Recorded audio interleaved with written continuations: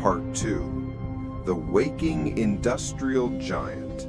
The Mathematics of Destruction.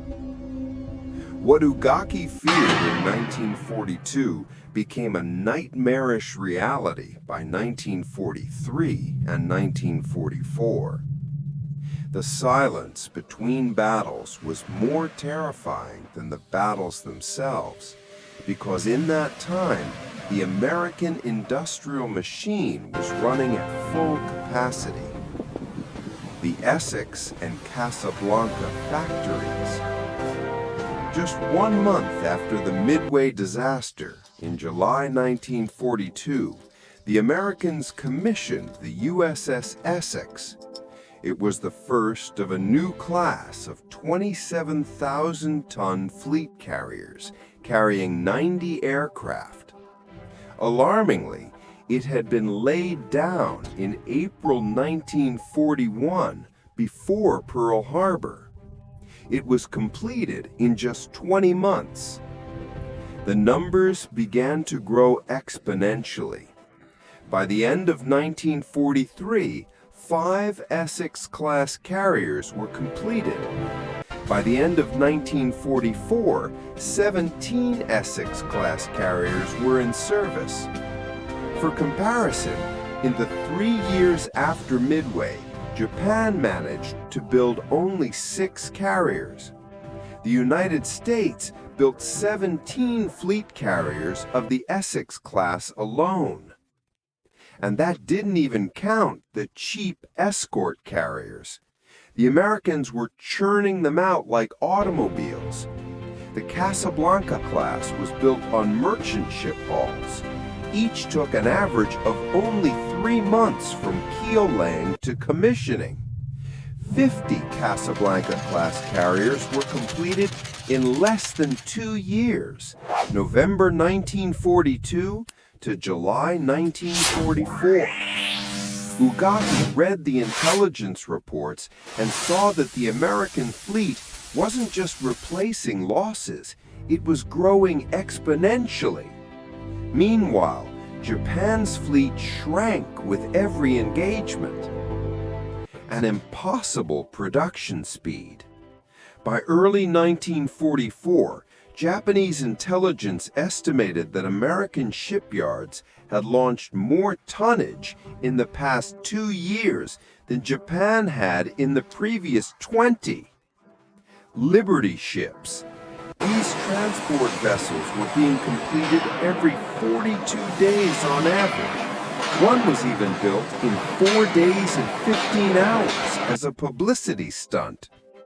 A total of 2,710 Liberty ships were built. Each carried 10,000 tons of cargo. Together, they could transport more cargo than Japan's entire merchant fleet. Destroyers, ships that took Japanese yards 2 years to build, were being launched by American yards, working around the clock in just 10 months.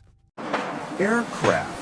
From 1941 to 1945, American factories produced 297,000 aircraft, compared to Japan's 76,000. At Ford's Willow Run plant, B-24 bombers were produced at a rate of 1 every 63 minutes during peak production. The brutal truth was that Americans were building ships faster than anyone could sink them. Japan lost Midway because 4 carriers were sunk. If the Americans lost 4 carriers, they barely noticed. They had dozens more waiting and more launching every month. The collapse on the field, 1944. This industrial disparity translated into tactical annihilation on the battlefield. Ugaki witnessed it firsthand. After recovering from injuries sustained when his plane was shot down, the same attack that killed Admiral Yamamoto in April 1943, Ugaki took command of Battleship Division 1. In February 1944, he raised his flag on the super battleship Yamato, the pride of the Imperial Navy. But even while on the largest ship ever built, Ugaki understood that battleships no longer determined naval supremacy. Carriers did. Battle of the Philippine Sea, June 1944. Ugaki watched a second carrier die, the Taiho. This was Japan's newest fleet carrier, the pinnacle of its design, completed in March 1944. It lasted 3 months. On June 19, 1944, during what the Americans dubbed the Great Marianas Turkey Shoot, the Taiho was hit by a single torpedo from the American submarine Albacore.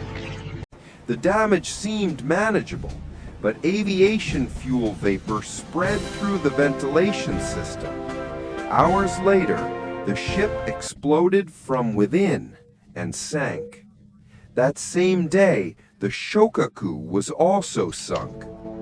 The numbers from this battle are a devastating indictment of the industrial gap.